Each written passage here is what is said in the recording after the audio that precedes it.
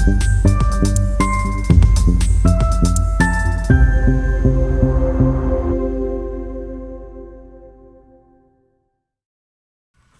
speaker tonight, Dr. Robin E. Bates, Professor of English, is the John M. Turner Chair in the Humanities, which was established in 1992 to honor the contributions of Dr. Turner to UL.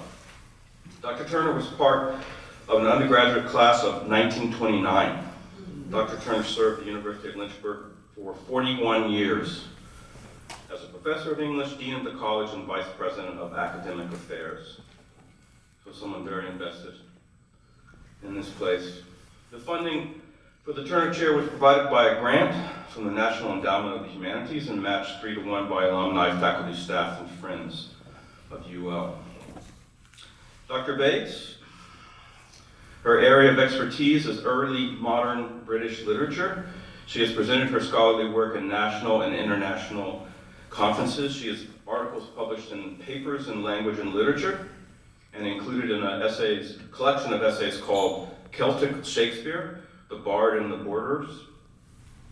Her first book, published by Routledge Press, entitled Shakespeare and the Cultural Colonization of Ireland, explored how Shakespeare represented Irishness and how Irish writers responded to that. Sure. Yeah. Although he wrote some poems, Shakespeare, you will know, wrote for the stage, and it so happens that Dr. Bates first studied as an undergraduate the representation of human desires and folly in theater. Live action, we might say today. Dr. Bates acted on the stage at her alma mater, Appalachian State University. And there she studied drama and comedy. She was, as I said, a theater major. She also had several years' experience in professional theater after college, before she decided to pursue her PhD in literature at Auburn University, which was successful. She earned her PhD, and as you've heard, has had an active career as a scholar. In her work as a teacher at UL, going on 12 years now, she has contributed her passion for theater to many students, themselves eager to get to know more about one of the great artists of the world, certainly the English language. And for those students not already eager to know the Bard, who found themselves in Dr. Bates' Gen Ed literature classes, I would be very surprised if they didn't leave those classes charmed by the wit and the insight and the gorgeous language of William Shakespeare. Dr. Bates has also shared her fascination with and ongoing study of historically situating language in its cultural context, which is a vital component of the project of the traditional and the emergent form of the humanities. It's no surprise then that she led the team here at UL who put together the English department's minor in applied and public humanities.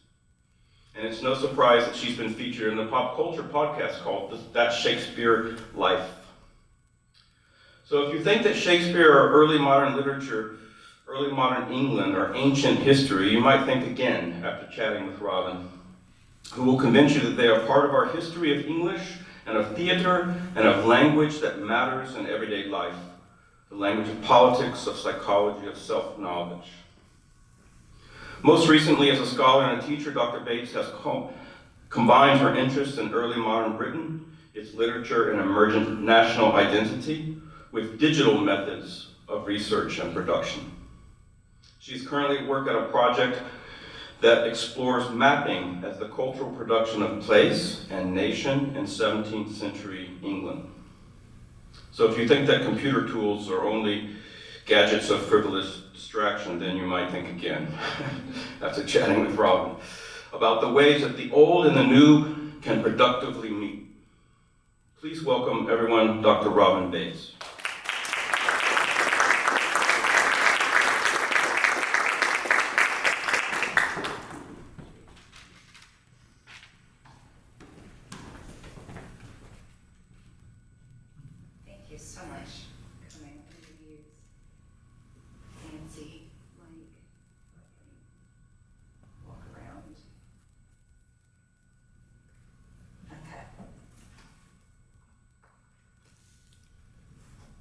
Get it to not interfere with my hair.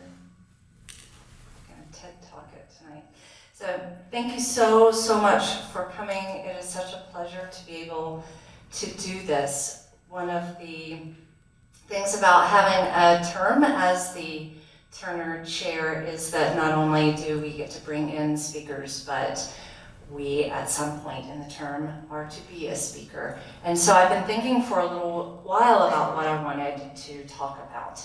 And often I do work in national identity. That's generally what I do. But I've been thinking for a little while about playing with this question that comes up all the time with my classes when I teach the Shakespeare Comedy and Romances class that my students ask.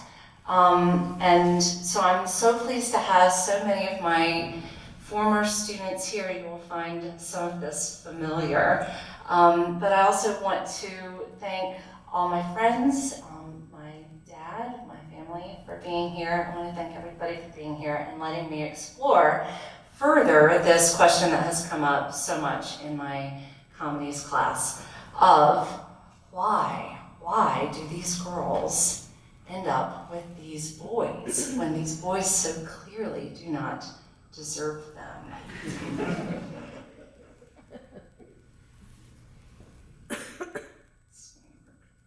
Okay, speaking of technology. Okay, so I knew at the beginning of the year that I would be giving this lecture. And so I was thinking, what do I want to do? And I thought, well, I'm going to play with these three comedies, and yes, I see it. I'm going to get to that in a little bit. But I thought, well, what can I do with the question of how do these girls end up with these boys? I thought, well, I'm going to narrow it down to the idea of the balcony scene.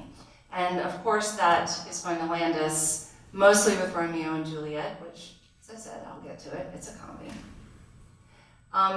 But it gets us to the idea of the pursuit of love. So as I went through the comedies and romances class last spring, I took notes as we were going through each of the plays, and I wrote down a lot of what we talked about in class. We do spend a lot of time writing on the walls in that wonderful Hopwood 14, and playing with the ideas of the language and the love and how these relationships end up. And so I've actually been kind of working on this in one way or another since about February, I guess. But so I just want to say that it was such a pleasure to get to explore these questions further in a way much more condensed, because I ended up with just 3. I did have to cut 12th night, which hurt my heart a little bit. I did have 4. But it's a pleasure to get to play with this a little bit with you here. So first, I just want to get to the idea of why do we have this idea that the boys that should earn the girls? Where does that even come from?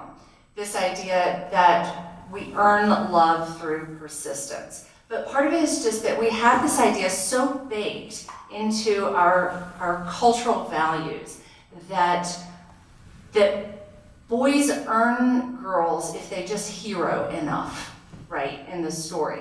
That if the boys just do enough heroing, they'll earn the girls by the end. And if they just do this persistently enough, that they deserve the girls. And so girls learn this too, right, through all of our cultural narratives, that love is transactional, that they owe the boys their love if the boys just are persistent enough. And so I think that's part of where that question comes from, is the idea that, but the boys didn't hero enough in the plays. So why are the girls giving their love to the boys at the end if the boys didn't hero sufficiently? The transaction is not complete. And I have to tell my students that this is not the narratives as we expect them culturally. This is Shakespeare. He's doing something different. The plays reward the girls. The plays aren't rewarding the boys. Think of this in terms of what the girls want, not what the boys want. So we have to come at it a little bit differently. And we need to start with sort of the, what I call the OG story of not taking no for an answer. And that goes all the way back to Ovid's Apollo and Daphne. So I don't want to read slides to you. And I am going to have some sort of text summaries. So I did provide some handouts for you. So when we get to one, if you don't know the story, you can go to the text summary if you need to spend a little bit more time on it. But very basically, the legend of Apollo and Daphne is that the sun god Apollo falls in love with the wood nymph Daphne, who does not want to be with Apollo. She wants to remain a virgin. She wants to continue being in the forest, but he will not take no for an answer. He keeps pursuing her and pursuing her and pursuing her. And he chases after her. She runs and runs and runs, and eventually she starts to get tired. This is very, very condensed, of course. But she begs her father, a river god, to help her escape from Apollo. And her father turns her into a laurel tree. That's the only way she can get away from the sun god. But Apollo, it doesn't stop him. He just loves the tree. And he loves, he like strokes the bark. It's very, very creepy. I mean, it really is. But one of the things that I find really astonishing is when I have taught this story, when my students come in, there's this real disparity in the way that they take this story. There are students, boys and girls, who come in who are impressed with Apollo's persistence. And then there are some who are, see the ick in it. But I think the way that you take the story says a lot about you, that, the way that you are conditioned by cultural narratives. Do you see this as romantic, that Apollo continues to pursue his love even after she has been turned into a literal tree to try to get away from him? Or do you find it upsetting that she has to be turned into a tree in order to escape someone who will not take her refusal seriously? And if you think too, though, about what a laurel tree is to us culturally, the laurel tree is the epitome of what we pursue. The laurel tree is glory, it's achievement. We still talk about resting on your laurels as sitting on your achievements. The laurel tree was, the laurel branches were given to someone as a symbol of achievement. So the laurel tree itself, to be turned into the laurel tree, is marking Daphne as something to be pursued and achieved. This legend was one that was very striking for, all right, so maybe Shakespeare didn't hate Petrarch, but he didn't like the constructs of Petrarch very much. And Petrarch was very, very struck by Apollo and Daphne because Apollo and Daphne appear frequently in Petrarch's work. So I have to turn to actual notes to get the data on this right. But Francesco Petrarca, or Petrarch in England, was a 14th century Italian poet, and he wrote over 300 poems to his muse, Laura. And in that, he set up this thematic construct. This is one that we have not entirely shaken, obviously. And many of these were sonnets. Thank you, Petrarch, for making the sonnet popular. He didn't invent the sonnet, but he popularized it.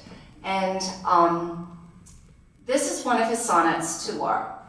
And I think it's one of the ones that best shows what he's doing with the sonnet that becomes problematic. So first, I just want to point out that at the beginning, it's not really to Laura, right? It's to Apollo. He's addressing Apollo here.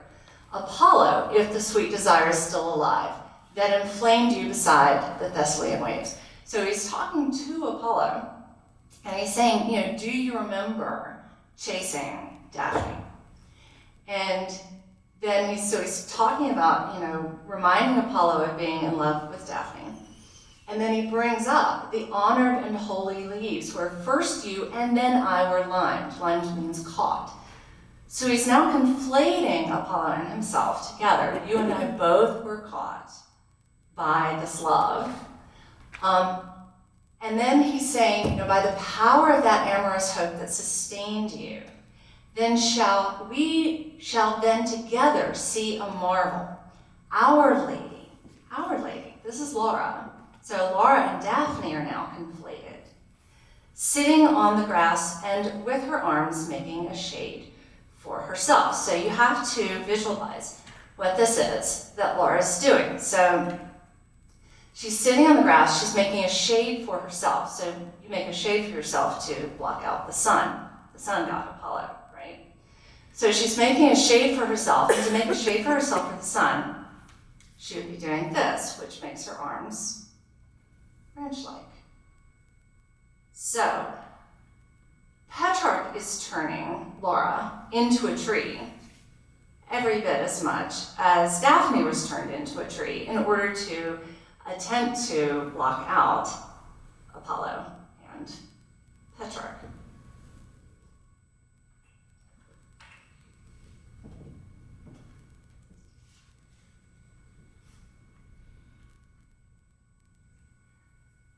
This goes straight to the Petrarchan structure of poetry. He didn't invent this is part of courtly love, but he really codified it. So we have a poet, and we have the lady that the poem is to. So you would think the lady's the subject of the poem, right? Well, no. Okay. She's the object of the poem. She's what the poem is sort of aimed at. So it may be written, in such a way that it describes her. It might even describe her very thoroughly. Her hands, her lips like cherries, her cheeks like damask silk, her eyes like stars, her hair like silk. Like it might anatomize her in what we call a blazon, of taking her apart, which might seem very flattering to describe all of her body so beautifully, but it is taking her apart, and in doing so, it sort of diffuses her, it fragments her, and by talking about her as a body, it sort of dehumanizes her in a way. And in doing this, really, the subject of the poem is the poet himself, because it's about him, it's about how in love he is, it's about how he feels about being refused, it's about how sad he is that he cannot have her. So it's also, when you have a sonnet sequence, it's about how much he's growing as a poet by writing all of these poems to her. So really, she's the object of the poem and he is the subject of the poem. And she's elevated because she keeps refusing him. And so her elevation is directly connected to that refusal, to continuing to stay virtuous by saying, no, I refuse your attention. No, I refuse your attention. As soon as she says yes, she's not virtuous anymore. She's no longer worthy of being an object of that attention. So the way that she stays the object is to continue to reject him. He's kneeling, which is humbling in a way, or, she keeps that elevation, but he actually has a lot more movement than she does. And she's called the Donna Angelicata as part of that position, the angelic lady. And she must continually remain that angelic lady by remaining angelic. So what does this have to do with the way that Shakespeare positions this in terms of Englishness? He's not the only one doing it. There's sort of already a anglicizing of Italian traditions going on. I am compressing everything I've ever written over here. This was incredibly hard to do. I wrote a lot of slides and then I compressed them and compressed them and compressed them, and I very nearly wrote like semi-published works in there. But so there was, in the 16th century, this fascination that the English had with their own land that came from leaving the Catholic Church and no longer belonging to that sort of European community of Christendom, having a leader of their own church and their own kingdom that they felt answered only to themselves. That contributed a lot to it. The fact that they were worshiping in their own language for the first time elevated their sense of the English language, that they could write literature that really mattered in their own language. They no longer had to write literature that mattered in French or Italian, because those had been the languages of poetry in the past. And so you had Edmund Spenser, who asked, why should we not have the kingdom of our own language? In other words, why should we not write things that matter in English? Because English can be just as good as these other languages. But then I don't think that we can at all underestimate the power of having a woman speaking for 44 years. A woman who was sort of the ultimate angelic lady, who had to employ any number of tropes to remain in that position, many of them Petrarchan tropes, of being the virgin queen, of remaining unmarried, of sort of positioning a lot of men as competing for her attention and always saying no to them.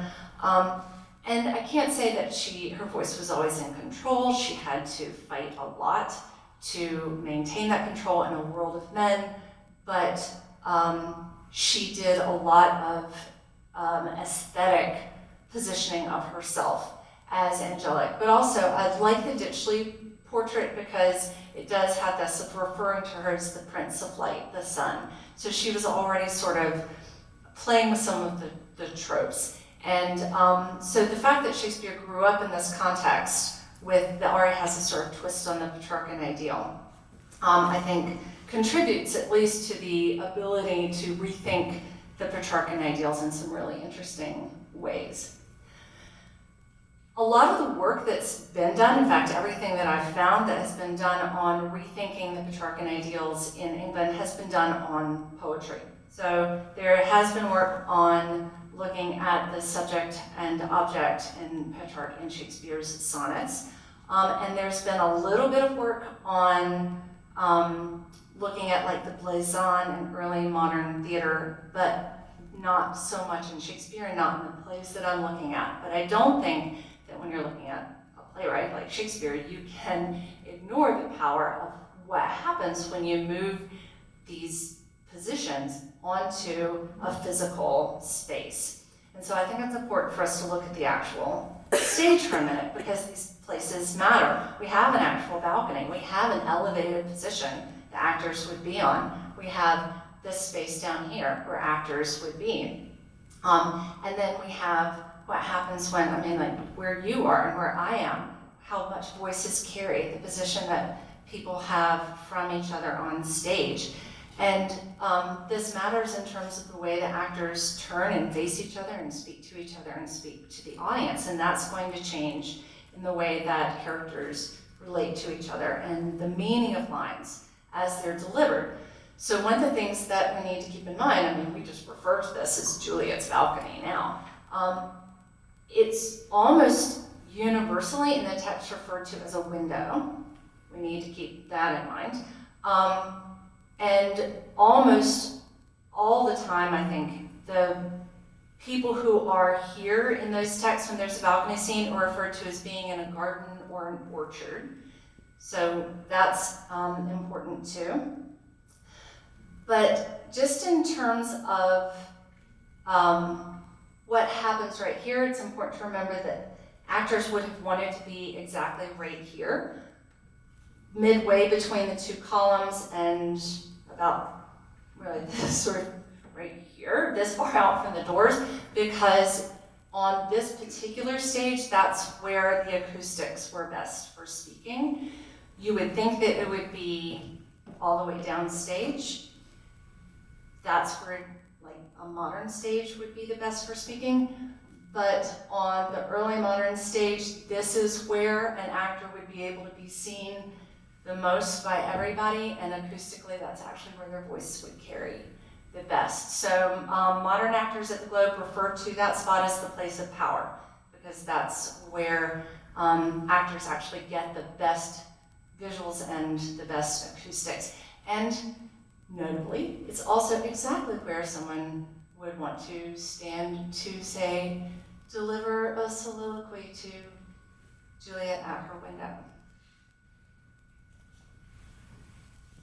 So let's move maybe to what happens when we look at one of these texts, the subject and object on stage. So I'm going to start with one that most people, I think, don't know as well, but I really love, and that is Two Gentlemen of Verona.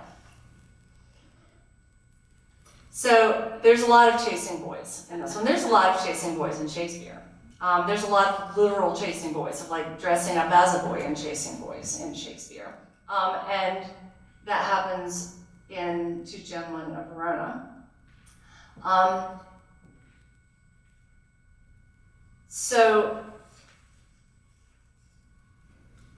Sorry, my glasses for this. So Proteus writes to Julia,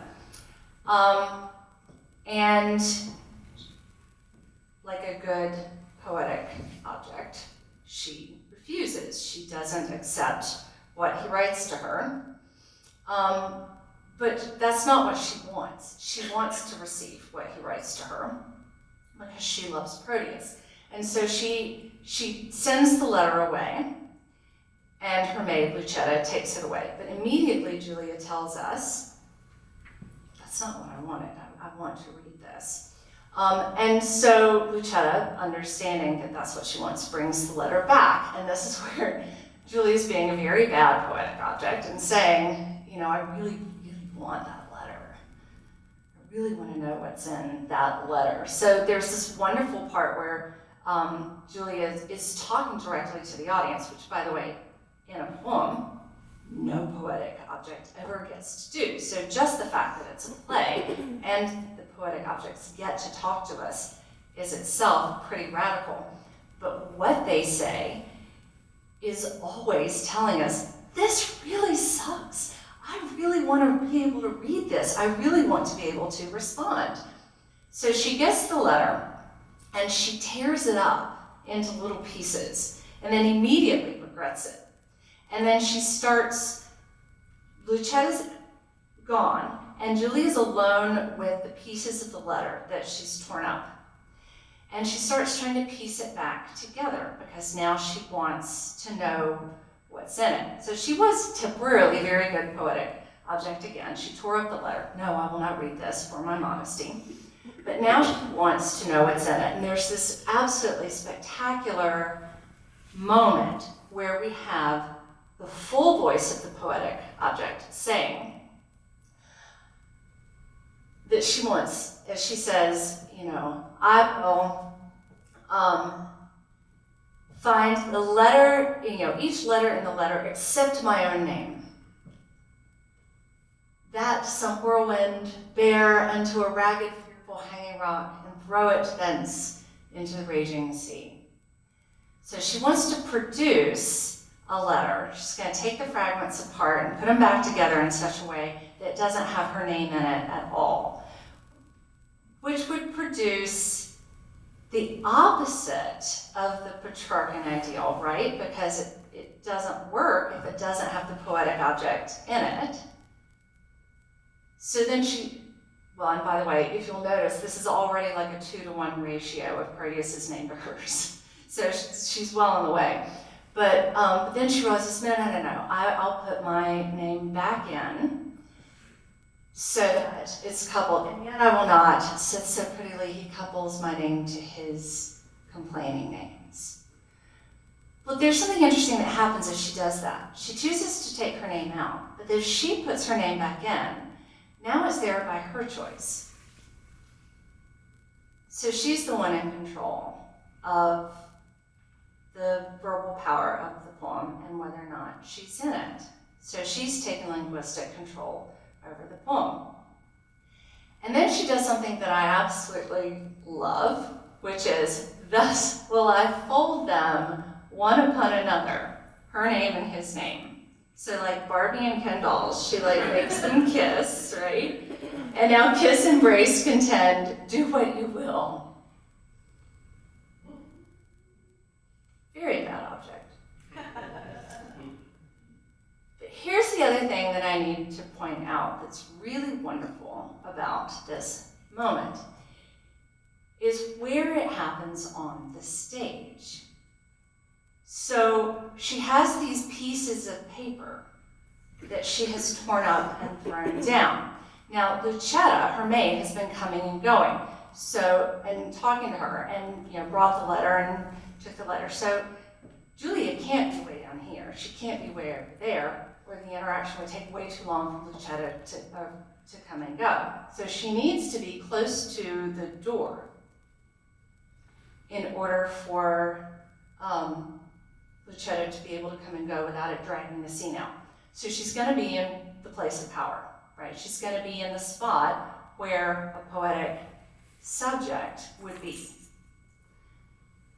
The same audience members went to these theaters, over and over again. They were repeat audience members. They would recognize the spot if they had seen, anything else that had somebody, any other balcony scenes. But also, so notice Julia's here, and you're not going to have somebody in a farthingale picking up pieces of paper and picking up pieces of paper. So she's got to be seated.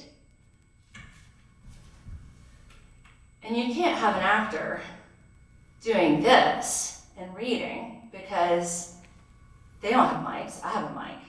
But you wouldn't be able to hear me if I'm hunched over. And, my hair's in the way as it is. And you can't have somebody doing this because now her hands are in the way. So there's really one way to deliver this.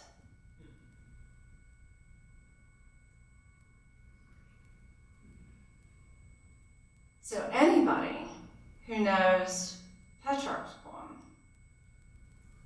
might recognize in Julia, Laura as the tree. So folded back on subject and object, we have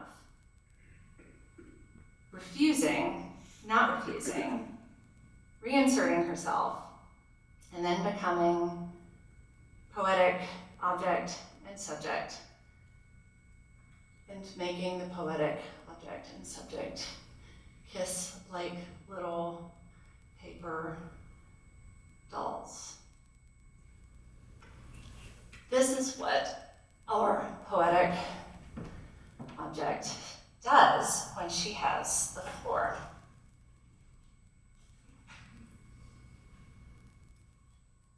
So then we have an actual balcony scene when Julia then chases after Proteus, who, if you read the summary, Proteus goes to follow his friend Valentine to Milan.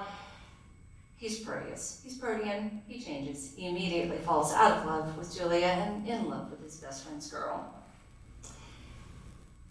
Helps get his best friend exiled, starts chasing after his best friend's girl, and we have the most bizarre balcony scene because we have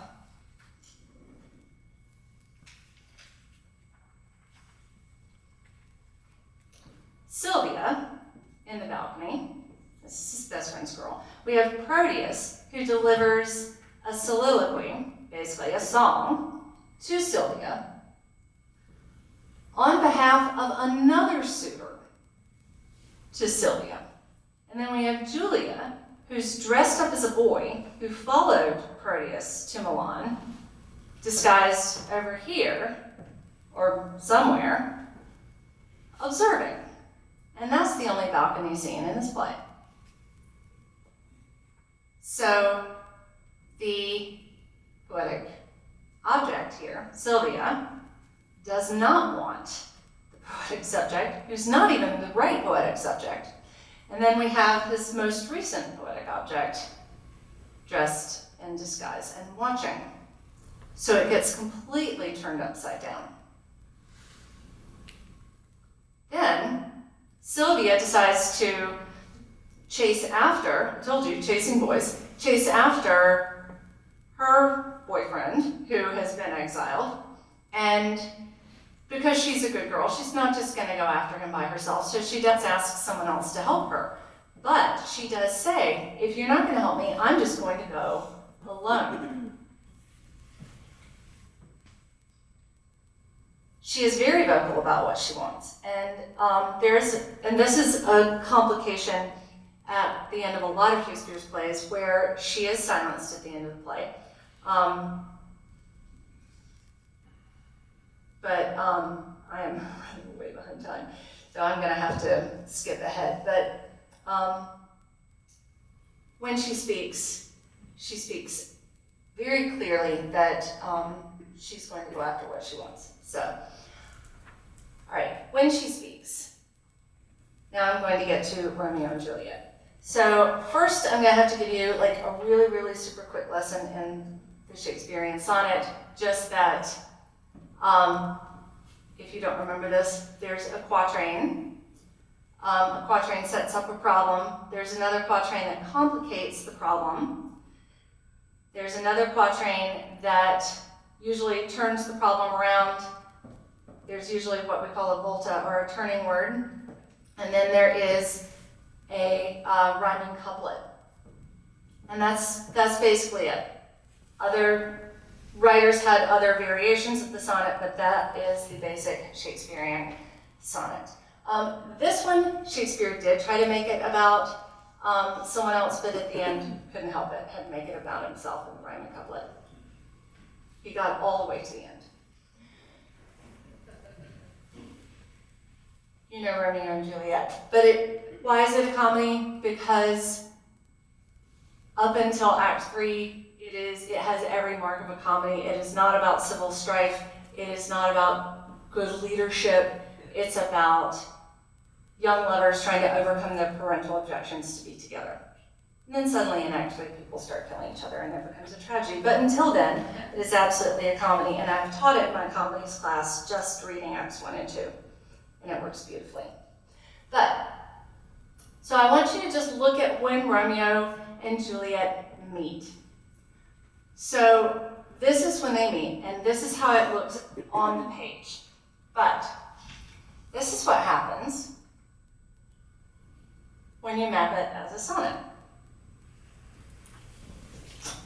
Romeo approaches Juliet. Oh, and by the way, at the beginning of the play, he's been writing all this poetry to Rosaline. She says no, she says no, she says no, which is what's supposed to happen, right? He only goes to the Capulet party because he's told that Rosaline is going to be there. And then he sees Juliet and approaches her with a quatrain. Because that's what he does, poetry to pretty girls. What he's not prepared for is Juliet, who is his match. And she immediately comes back at him with the returning quatrain. So he's up for this. So he comes at her with the next line of the next quatrain. So he says basically, you should kiss me. She comes back with, maybe I shouldn't. And he says, oh, but, it would be okay. And she says, no. So he gets the next two lines, and then she starts the first line of the rhyming couplet, and he finishes it. And then they kiss, and he starts a new quatrain. And she takes the next line, and then they share the next line. And my students are nodding because they know as soon as characters start sharing lines in Shakespeare that those characters are connected. And then they're interrupted by the nurse. Madam, your mother craves a word with you. So when the balcony scene itself actually starts, you think that Romeo has got it straightened out, but no, he's still Romeo. And he's still in his Petrarchan mode. So at least, he's got a little bit of a shift. Juliet's the sun here. But notice he's talking about her even when he's talking, quote unquote, to her. And he's still got this not figured out yet. She speaks, yet she says nothing. What of that? Her eye discourses. So whether or not she's answering him is not relevant to him yet. He still has some things to learn. So here we have all the marks of a blazon. Her eyes, her head, her cheek, her eye, her hand, her cheek, her cheek. Still doing his Romeo thing. But then he says, you know, "'Tis not to me she speaks." You know, we're just right back to the object and the subject. We're right back to what we had before. We're right back to standard Petrarchan tropes. And he even gets an opportunity where she speaks, "I, me," and he says, "She speaks. Oh, speak again, bright angel," and then keeps talking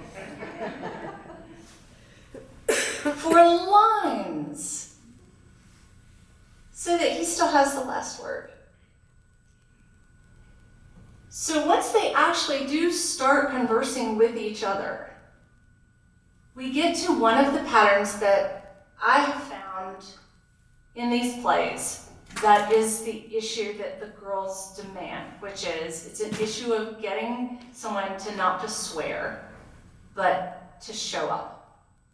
So he's swearing, vow, swear, swear, swear, swear. And I love this where he says, you know, "What shall I swear by?" And she says, "Do not swear at all. Or if you do, just swear by yourself." And he starts in on the poetry again, which reminds me of the moment in the Monty Python's Holy Grail with the young man who, you know, "But I just want to sing," where he just, "If my heart's dear love," and she says, "Well, do not swear." Just don't. So, because I'm perfectly normal, I put this in a spreadsheet and did a word count. And so this is the balcony scene up to the middle, where he's out talking her, and you'll have like, she has one line and he has four, and she has one line and he has four, and she has one line and he has four. And then all of a sudden, she speaks for 182 words. And then he says 15 words. And then she has 23 and he has 5. She has 25 and he has 5. And she has 78 and he has 7. She just absolutely puts a stop to it. And by the end of this, she is out talking him at a rate of 2 words to 1. So what does she say here? What is going on in this moment that she lays down the smackdown? And it's this: pronounce it faithfully. She says, if you are going to do this, do this. I am not here to mess around. She says, though, you know, if thou dost love, pronounce it faithfully. If thou thinkest I am too quickly won, I'll frown. I'll be perverse and say thee nay. I'll be your Donna Angelica. I'll do it. I'll say no, that's what I have to do. But that's not what I want, else not for the world.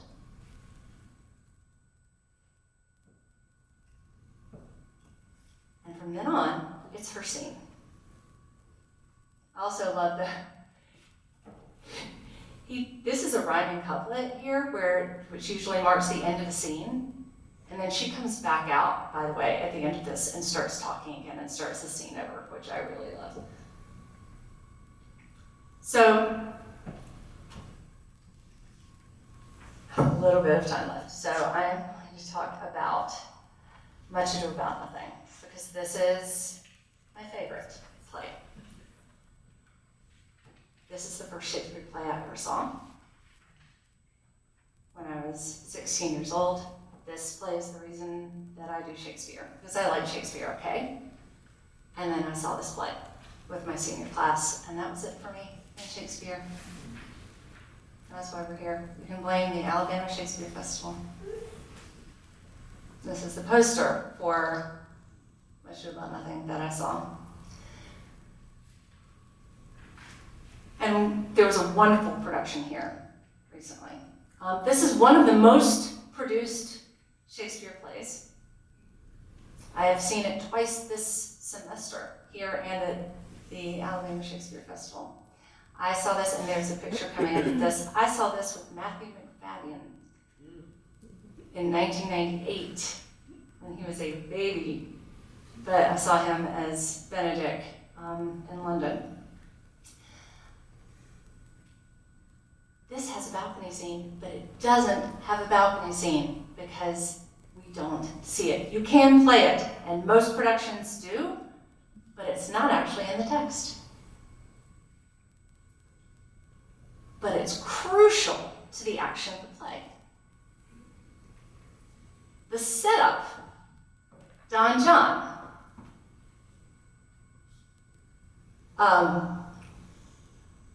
sets up this deceit that Claudio will see someone else wooing Hero at her chamber window. And so the men, Hero's fiance and friends, will see her, not really her maidservant, with someone else at her chamber window. And then we have the execution of the deceit, where Borachio describes that he pulled it off, like he wooed Margaret in the guise of Hero, by the name of Hero, he says, with the others watching. But here's something I want to point out, first of all. So we don't actually see this happen. We're told it will happen. We're told it did happen. Borachio says, "She leans me out at her mistress's chamber window, bids me 1,000 times good night." There's something I want to point out here, though. Leans me out is the use of what we call the ethical dative.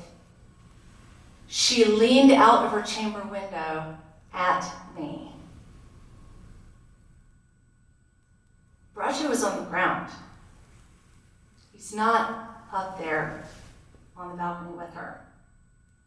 So when this is staged, and it usually is like in movies, it shows them like making out. It looks like they're having sex. That's not even what he's talking about. He's saying they were talking. She's up here, he's down here.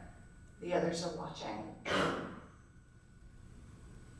Very similar to Sylvia, Proteus, and Julia in the blocking. And the others see Borachio talking to Margaret, and he calls her Hero, which, yes, is weird. But then, in the destruction, Claudio asks Hero, "What man was he talked with you yesternight out at your window betwixt 12 and 1?" Which is all he says he saw, was talking. But this is enough to undo Hero, because talked with you. Because a lady at a balcony shouldn't be even talking. Now, if you are a maid, answer to this. "I talked with no man at that hour, why then you are no maiden."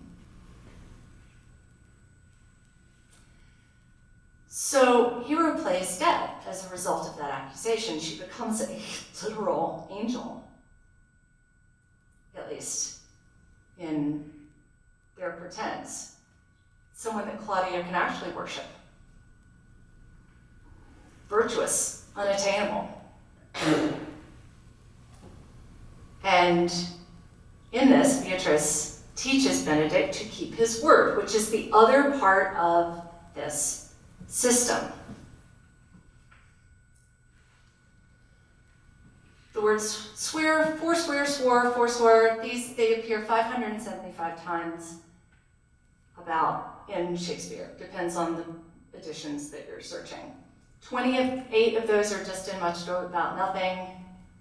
This is my favorite.